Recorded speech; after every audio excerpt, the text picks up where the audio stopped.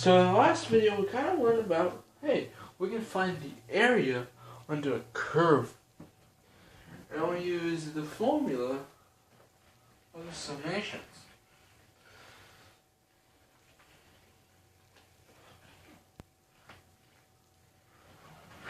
And let's review this formula real quick. So, this summation from k equals 1 to n of f of x of k times delta x. And remember, we have the limit as n, not x, sorry, as n approaches infinity. Okay? This is our area formula, right? So,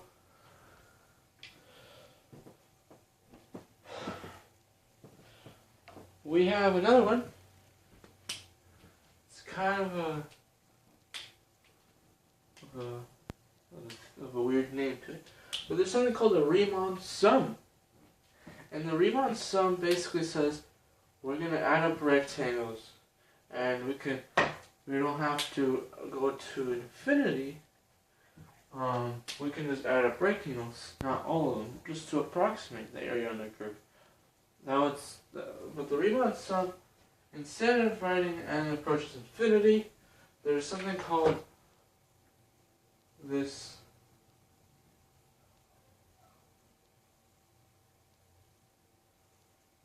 norm of the partition approaches 0.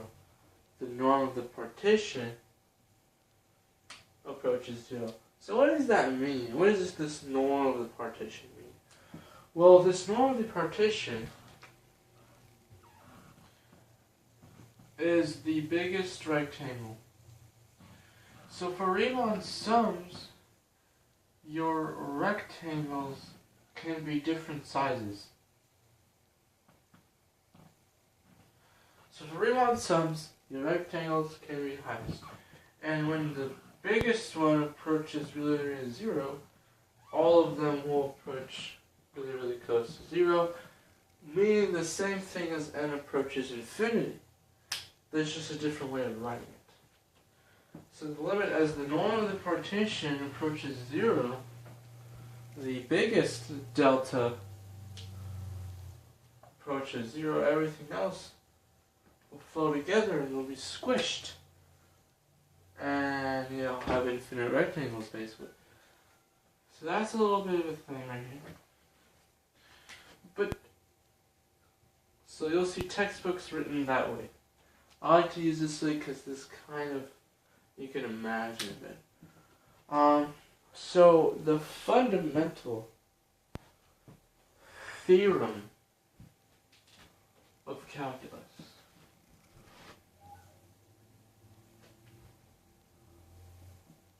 is the next little lesson, and it'll be something cool. But we're going to do that right now. We're going to say, well, what's the fundamental theorem? Now, we're not going to do the fundamental theorem isn't what I'm going to write here, but it's going to be crazy. So, a lot of times, you find that, finding the area under a curve is so difficult. It takes so long. It's just long. Because this formula makes it long. And instead of just dividing and then adding up all rectangles, there's a crazy thing that people discovered. Is that this area under a curve is exactly equal to an integral. Which integral? From a to b of f of x dx. Now this is a big chunk. A very important chunk. This is not the fundamental theorem of calculus, but it says, hey, if you want to find the area under a curve of some function from a to b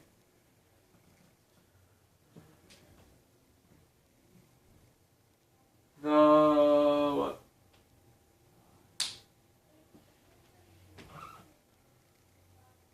From a to b, a equals this area of the curve. And you know how to do this. So there's properties of this is called a definite integral. These are called definite integrals. And they have properties. So this is the definition of the definite integral. And we can put them on the partition here. A lot of textbooks have that. I just like to use this because it means the same thing. So that's a big formula. So what are some properties of definite integrals? So properties of definite integrals. So properties of definite integrals. If you have the integral from a to a of f of x dx, that is 0. Meaning if you have an interval where it goes from pi to 5, your area is going to be 0. You can separate definite intervals by addition, we know that. So if we're going from a to b of f of x dx, we can actually do this. We can say, well, this is equal to a to some other c that is between a and b. So some c that is between a and b on the interval from a to b, it's in there, plus the integral from c to b of f of x dx. And this should make sense because, hey, we're adding some area up to c, right? From a to c, right? And then we're adding some area from c to b, which should equal from a to b, right? So that's an important property. Another one, I think this is probably the last important one. If you're going from a to b, and you're going the negative of integral of f of x dx from a to b, this is the same thing as the integral from b to a of f of x dx. So these two things are the same thing. Just the negative sign here flips these limits of integration. That's what I call it. So the upper limit and lower limit of integration, you just switch when there's a negative sign. We'll make it positive. So these are the properties of definite integrals.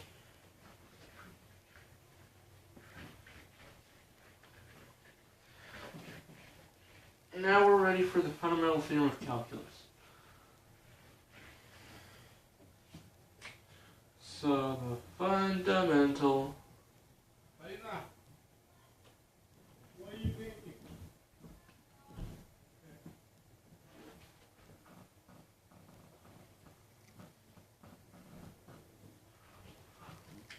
kind of wrote that bad, but the fundamental theorem of calculus. It's kind of important. Here it is.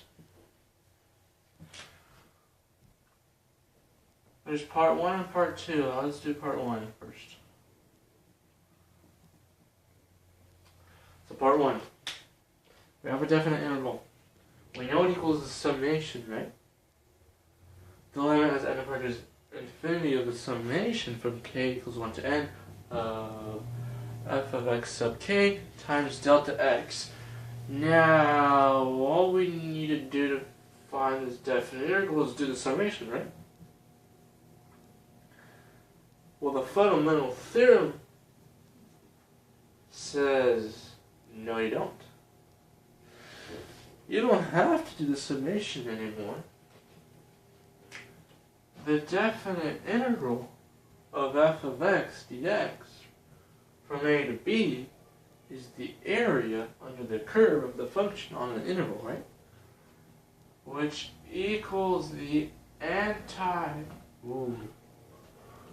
derivative of f and plug in b minus f capital A.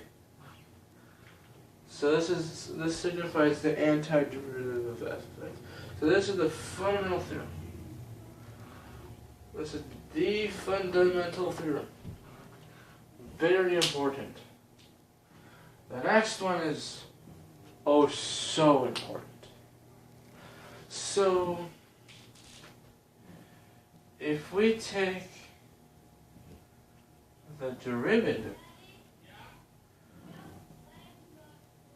with respect to x of an integral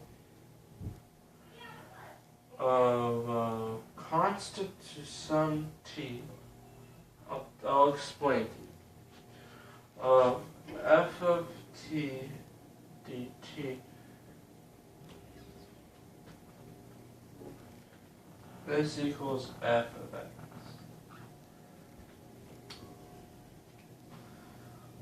I want to write it this way.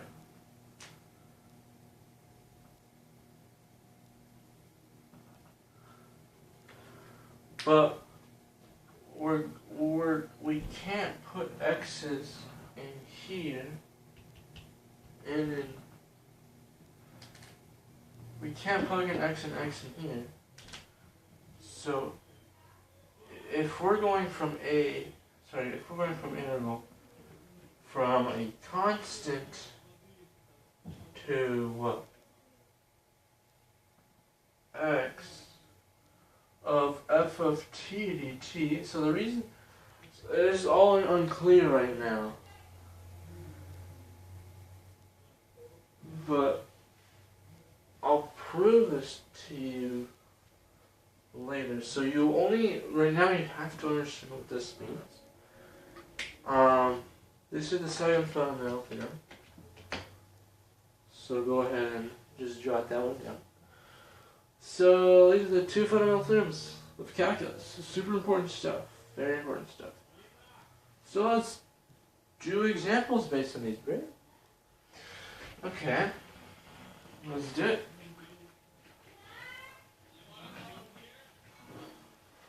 Okay, let's do the first one. So the first one, find the area under f of x equals x squared from 0 to 2. Yeah. Okay, so we did this problem. That's the first problem we did for area, right? We used summation notation. Well, let's use it for definite integrals because it means the same thing. So the way we set this up is from a to b is from 0 to 2, right? And the function's x squared, and we just put the dx here. So we've seen integrals before, right? This is the fundamental theorem. This is a definite integral. The last time we saw it was an indefinite integral. And now I'm going to let this equal something. Well, what is this? What's the antiderivative? What's the integral of x squared dx? Well, that's simple power rule. That's just add 1 to the exponent over 3. Now, here's a special thing that we do. Is because this is definite, we're not done yet. So we're going to put a little bracket and put 0 and 2. So because of the fundamental theorem, it says we have to plug in f of b and then subtract f of a, capital F of a. This is capital F of x. So let's plug in f of the b first. So it's 2 cubed over 3. Well, it's 8 thirds. Subtract by plugging 0 up in the a. That's 0, right? So the area is 8 thirds. Well, it's the same answer we got last time. But this time, we're doing with definite integrals. And it takes so much shorter. It's so short. It doesn't take much time at all. So that's what the fundamental theorem does for us. So I'm going to change this again, and then write sine x from 0 to pi. Okay. Let's find the area of sine x. Well, what does that actually look like? From 0 to pi. When is sine, where do we stop? Well, sine of pi is 0, right? So here we hit 1, which is pi over 2. And then we hit 0, which is pi. And if we find the area, it looks like that, right? From 0 to pi. And we know this sign goes like that. And then whatever. But that's the area that we're trying to figure out. Let's do it using definite integrals. The integral from 0 to pi of sine x dx equals, well, what is that equal to? Well, the integral of sine x is just negative cosine x. And 0 to pi. Now we don't put the plus c because the plus c will cancel at the very end. So there's no point in putting the plus c. So let's plug in pi first. What do we get? Well, we get negative 1. We just get 1. What is the cosine of 0? It's 1. Right? But it's going to be a negative 1. And we're going to subtract negative 1. So that's 2. So that's kind of weird. That this area that looks weird is exactly 2. Very interesting. Tell me when I do something wrong, because definite integrals are weird, because when you plug it in, you gotta do a lot of stuff. So make sure you do something right. So remember, this is pi. That's going to be negative, right? Negative 1. And that's going to be a 1 because it cancels out. 0 is going to make it 1 minus 1 minus 1. So it's 2, right? So that's positive. That's good. Oh, what if I wanted to find this area? So this is from 2 pi. So you'll see something interesting happen.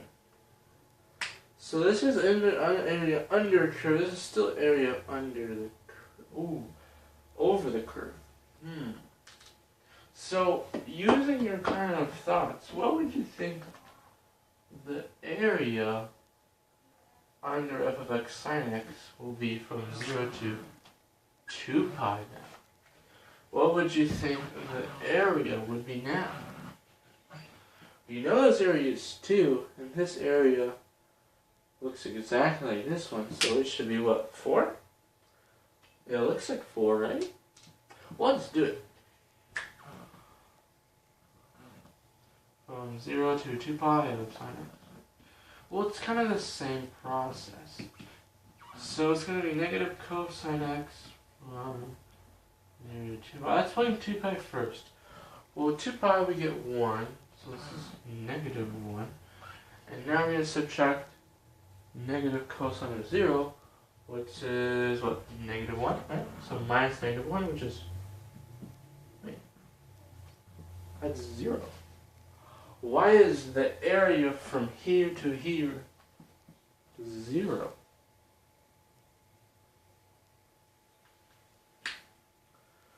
Well, the answer is, this is negative area, and this is positive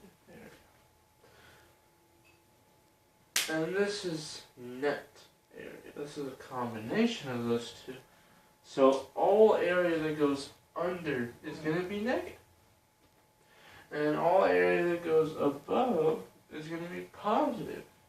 And the definite integral just takes all of this and kind of sweeps it. It sweeps and does the areas, and it adds it all up. It sweeps kind of like.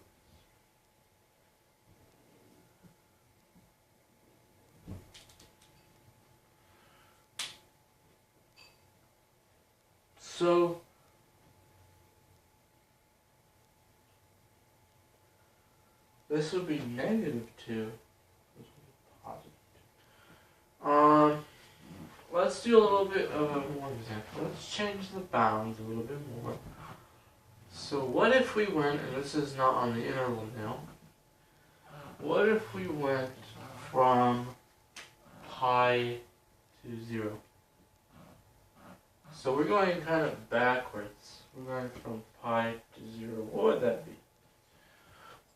Well, what would that look like? Well, the bounds, the antiderivative is still the same. What's the negative cosine? It's just 1, right? 0, 1, negative 1, right? Minus. What would that be?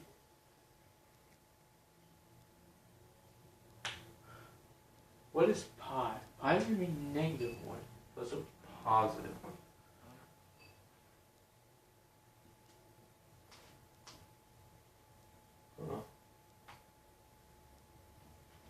So if we plug in, if we plug in 0 first, we should get what?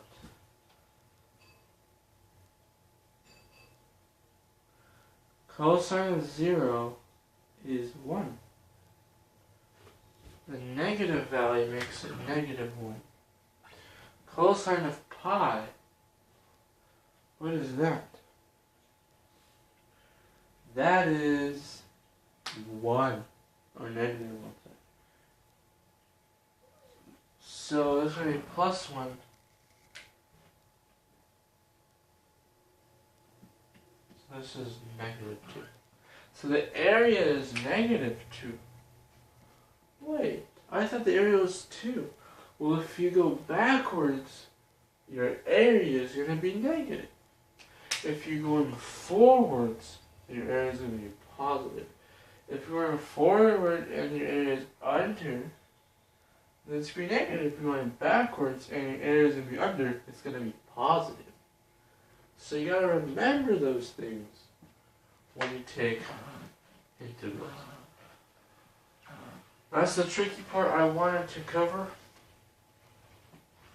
Let's talk about the second fundamental theorem.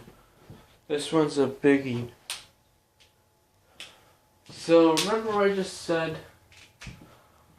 Well, the derivative with respect to x of the integral from a constant a to x of f of t dt equals, equals sign f of x.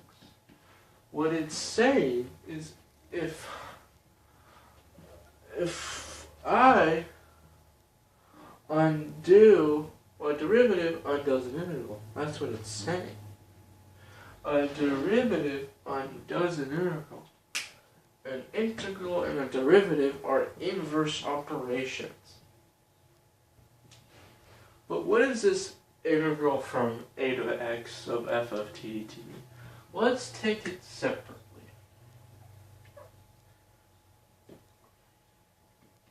Let's actually evaluate this definite integral. So what's the antiderivative of f of t? Well, it's the antiderivative of t, right?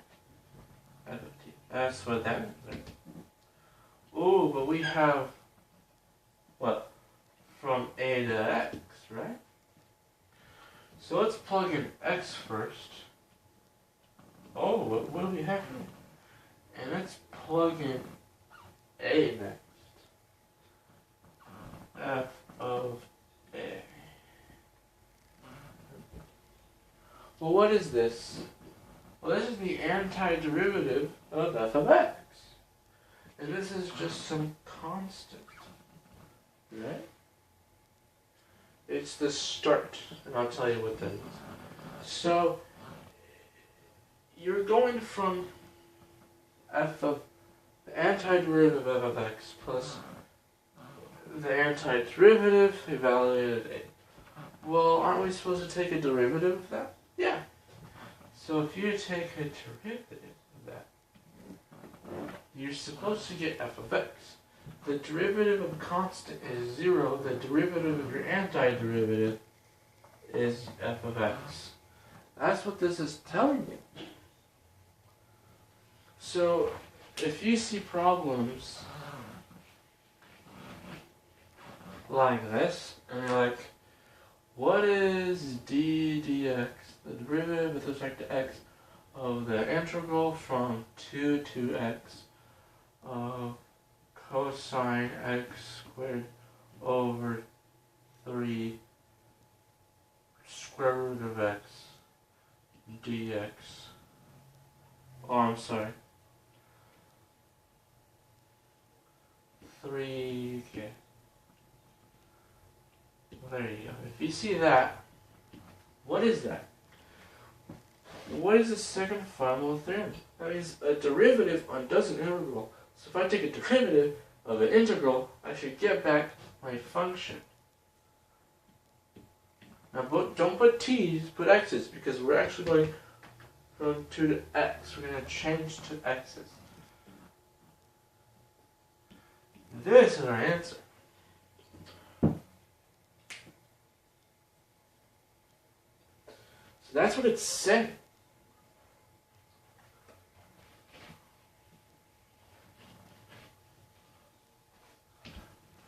Let's look at a function.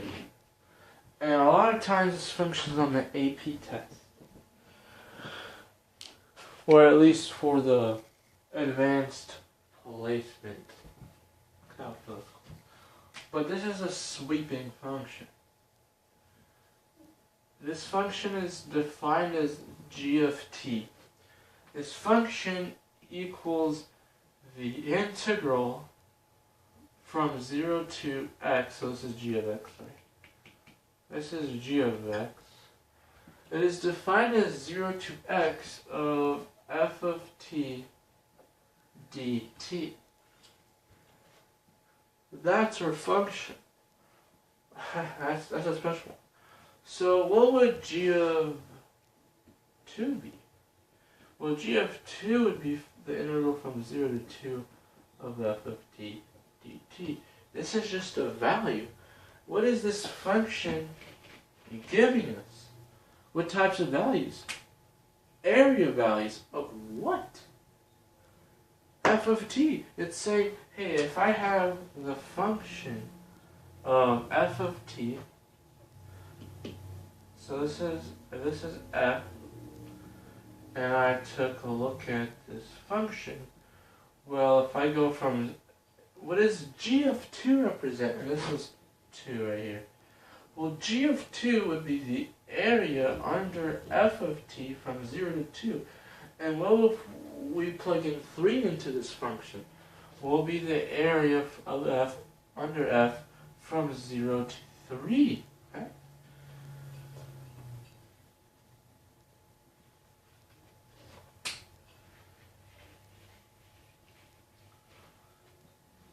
Okay? What is g prime of x? Let's talk about g prime of x. Well, g prime of x is the derivative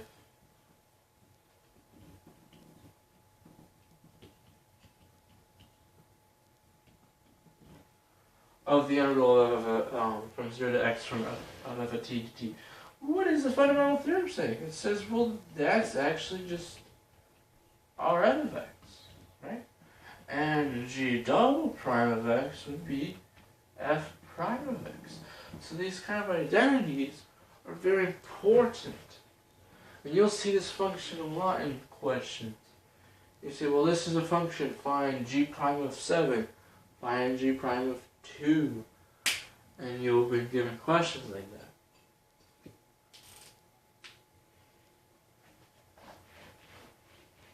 This is very important stuff. Finally, we have some question like this. What is the derivative of what? The integral from 0 to sine of x of x squared dx. From 0 to sine x from t squared dt You cannot have the same variable here and there. You can't. You just can't. So what would be this derivative? Well, let's just put x squared, right? Oh. What was the form of the fundamental theorem? It's from constant? Well, this is a constant. To x. Well, this is not x. This is sine x. So what would it be? Well, it turns out if we let b be u,